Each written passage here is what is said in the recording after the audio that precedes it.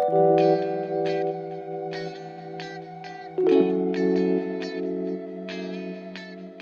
y'all, welcome to the Cullum Perkins House at 510 Greene Street, owned by my friends Michael and Christy Beckham. I am so excited. She's actually a dear friend of mine, and I haven't seen the inside yet. So let's go see. Hey! How are you? I'm good. How are you? Good. Want a glass of wine? Yeah. I'm so excited. I haven't seen it yet. Well, so cool. Welcome to the Perkins-Cullum House. Oh, thank you. That's a full glass. Cheers. Cheers. We bought this house, it was November, so we've had it about, what month? It's almost a year now. And we're about to start a preservation project on it. Awesome. But it is definitely in need of some love. But it's beautiful. Is this your favorite feature? Because this is mine. So far. So far, yes. So this is obviously original. There's a lot of character. You can see the child over in the corner. Oh, wow. Probably not successful as it should be. That's funny. But this tile work is amazing, though. And so you'll see a lot of it in the house. They really took some time to do some great features here. This picture here is actually Perkins Manufacturing Company. So when you talk about the Perkins-Cullum House, the Perkins part is from Henry Perkins. And he had Perkins Manufacturing, also Augusta Sash and Door, which is still in existence. So cool. Yeah, so this is a picture of all of their lot back in the day. You can see like the comps to the trains. Oh my gosh, that's so cool. So it's massive. So he was the top businessman in Georgia. He was one of the wealthiest men in Georgia. And the rumor is that he didn't put any wood in this house if it had a knot in it. So he would send it back. Fancy. Yeah. You can see, the details of the door. You can see that the paint is in desperate need of some loving. So that's part of the project. Yeah, and even with all the work that you need to do, it's still so beautiful. And you can see all the history still. Okay, so one of the crazy things about this house is when we bought it, it came furnished. Oh. And when I say furnished, I mean triple, quadruple, overly furnished. With everything that ever been brought in this house, 120 years, was still here. So a lot of stuff. Yeah, like this crazy old sofa behind you. Which is cool. It's the most uncomfortable piece of furniture of all time. It's from the 1700s. Really? Yeah, so we have an old house built in, it's 2 years older than this one, so 1899. Oh, wow. So this is the newest house we had, 1901. We have 1896, 1899, now 1901. Wow. This house would have been, when it was built, like the nicest of its time. Yeah. I mean, there's like 100 columns. There's columns everywhere. There's columns everywhere. It really is. And so when you look back at the history of it, like he was so wealthy and Greene Street was the biggest street, and you just hate that this house is upset for so long, ignored. You look at like these little things here, like this is where you sit to put on your shoes when you come down the steps. Oh, see, I need one of these. We all need one of these, right? And so when you see things like this, you go, well, why don't we do this now? Because this is such a cool this art is really cool too. So this is a drawing of the house. So it is not from when it was built. So when you come in this room, like obviously this furniture is not what I would pick out, but it was some that is left here. Yeah. After 2 dumpsters, full, a estate sale, a yard sale, and any donation possible, this is what's left. I'm actually into these floral chairs over here with the fringe. The crazy thing still, the bows mimic, this is a plaster trim. So this is arched plaster. Is it a mold that was placed on it, the plaster when it was wet, to give that indentation? I guess so, but it's plaster, and you can see the cracking coming, right. Which is just crazy to think you have plaster crown molding. One of the apartments behind it, we won't go into the actual apartments, but like these pocket doors are all around the house. Right. It's so pretty. And they're just crazy. So pretty. Yeah. And it's amazing to think, 120 years ago, them putting this together. It's just unbelievable craftsmanship. So it's extra wide, which I really like on the steps when we head up here. It's, you have the 2 landings. It's actually a very functional setup. But the stairs are very, very wide. Yeah. And then we'll go to the dining room, and then I'll show you this little thing here is so cool. This is my favorite. Yeah, so when we get up here, the reason this is here is there's a bedroom here and a bedroom here upstairs. And this would have been the master bedroom, and this would have been like your nursery. And so in the middle of the night, you would use that as a walkway so you wouldn't wake people in the hallways. That's so cool. You just go check on your baby. So let's walk in here to the dining room. I'll take you to all the weird places first. It's massive, right? And you have this gaudiness, all this trim. I love the trim. The trim's fabulous. You have a curved wall, so you get curved windows. Yeah. So it is, you know it's spectacular. Oh yeah. No, I can see it already. And so when we got here, as we took it over, all the windows were covered, and I think it was more for, keeping it cool and warm, a sort of, necessity. I'm like, let's open it up, show it off, because these are what you want to see. So I can't wait to pull this wallpaper off and put real lighting in here. Yeah. And if you want to go this way, I'll take you into the converted kitchen, which will be the highlight of the tour. I can't wait. Let's go. One of the biggest pieces of charm is this hole in the linoleum. There we go.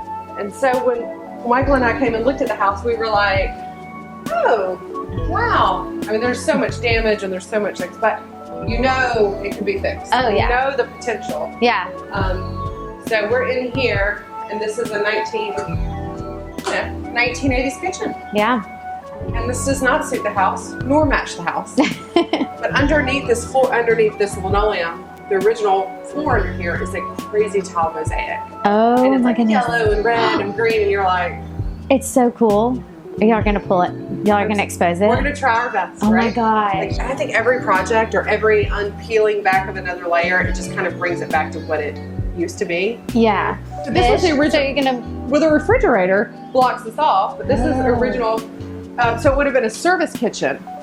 So you would have come through the dining room, you would have been able to make the loop. Oh, So as you're hosting dinner, this is like an original butler's pantry. Wow, To walk through okay. and do things.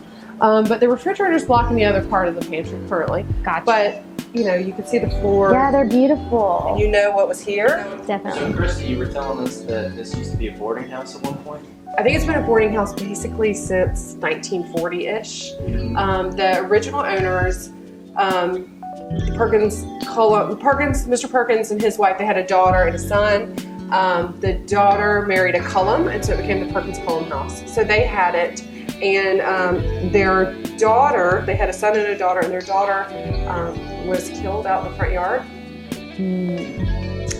Maybe still here, maybe still hanging out sometimes. And so they unloaded the house really quickly to his secretary. His secretary couldn't afford to keep up the house in its current condition, as it was. So in order to pay for the house, they started renting out rooms. So that was probably 1930s, 1940s. So from then on, it has been, multi-use housing. All right, so let's head upstairs. So we're talking about the little breezeway. You can see all the detail here. Oh my gosh, it's so pretty. It's just crazy. So this used to be a window, beautiful. and it would probably be great if it was again, because it is always dark.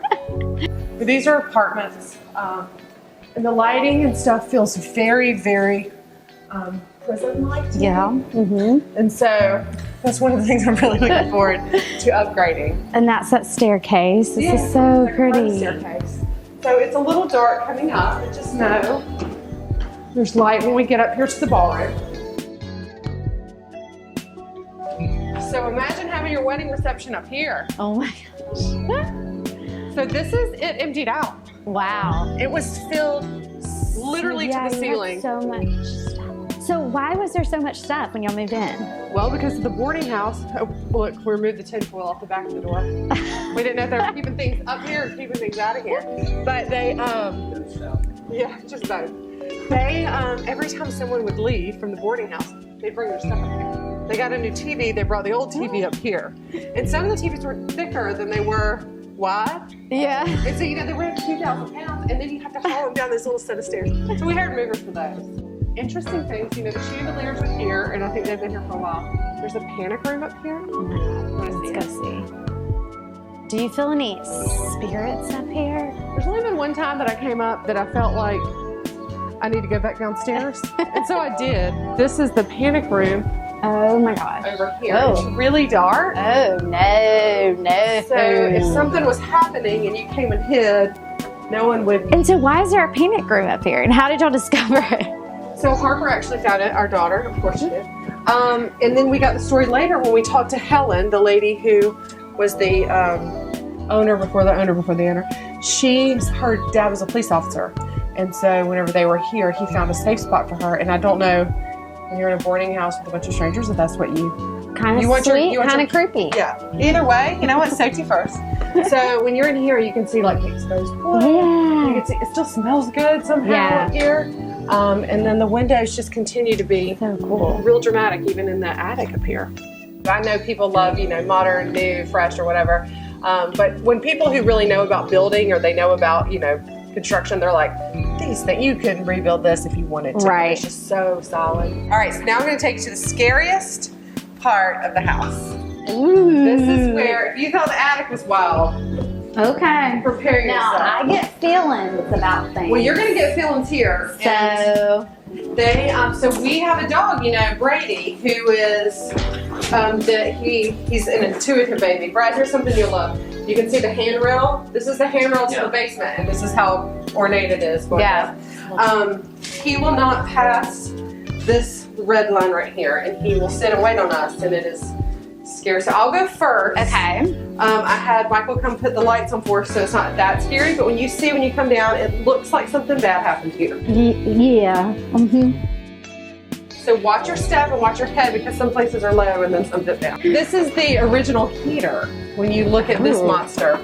And the door actually opens, and I always think it would be the most killer wine cellar. That would be really cool. You can take that latch That's and open so it up. neat. Okay, I'm not getting too bad of feelings yet. Okay, watch your step, because the lights are on, so that helps. Okay, that does help. So I told you it's a pottery shop. So these are all ceramic paints and glazes, which they're all like brand new. We're gonna donate them to Davidson, where Harper goes to school. So sweet. They're ceramic. That's so cool. Brad, you're gonna have to find some of the stuff on to get back here, because you're gonna want to see this. The chair. So this is the chair that we take a lot of pictures of, and this is some weight equipment. I don't love it. But when these lights are off, there's nothing scarier than being in here. Oh, I bet. You can smell it and feel it. It's just, there's like an ab roller. I mean, just been sitting on those bricks for a while. I mean, so when you keep going. All right, this light doesn't work, so we got one more room, so you just keep going. So you can look here. So this is a gym. what? With the straps. So we have a home gym. Wait, who did this? This was not our doing. Okay. Bowflex. So you know the commercials. It's been recent.